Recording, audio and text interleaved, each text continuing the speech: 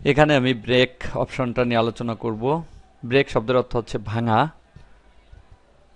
এখানে মূলত দুইটা জিনিস আমরা ভাঙি, একটা হচ্ছে পেজ ব্রেক, পেজকে ভেঙে অন্য পর্যায়ে যায়, আর একটা হচ্ছে কলাম ব্রেক। আমি যখন কলাম দেখিয়েছি তখন এটা দেখানো হয়েছে কলাম ব্রেকটা, তারপরে এখানে আরেকবার দেখাবো।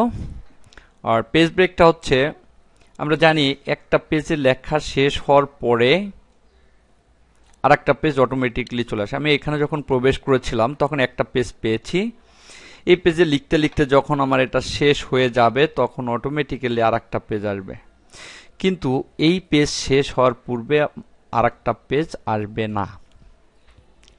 কিন্তু এমন যদি হয় এই পেজে আমার আর লেখার প্রয়োজন নেই, আমি আর এক পেজে যেতে চাই, সেক্ষেত্রে আমাকে পেজ ব্রেক করে আর একটা পেজ তৈরি করতে হবে। অর্থাৎ লেখার শেষে কার্সর রেখে ইনসার্ট মেনু থেকে ব্রেকে ক্লিক করতে হবে।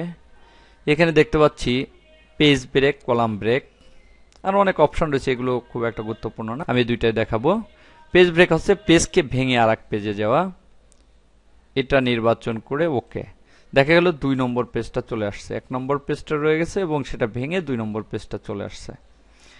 এবং এটা যদি আমি কিবোর্ডের মাধ্যমে করতে চাই তাহলে কন্ট্রোল এন্টার চাপতে হবে,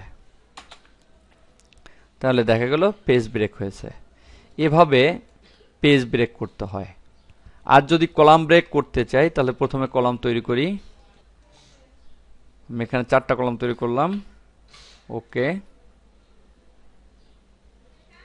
দেখা গেল 2টা কলাম এখানে দেখাচ্ছে। এখন যদি আমি এই কলাম থেকে এই কলামে যেতে চাই তাহলে সাধারণভাবে ক্লিক করলে যাওয়ার কথা, কিন্তু ক্লিক করলে পরের কলামে কার্সর যায় না, এই কলামে আমি লিখতে চাই না।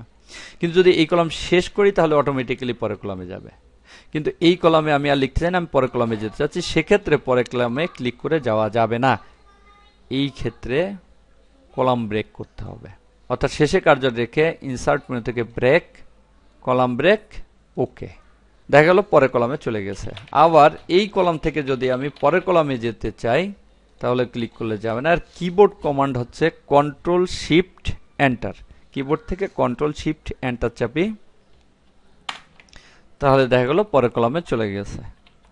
এভাবে ব্রেকের মাধ্যমে কলাম ব্রেক এবং পেজ ব্রেক করা হয়।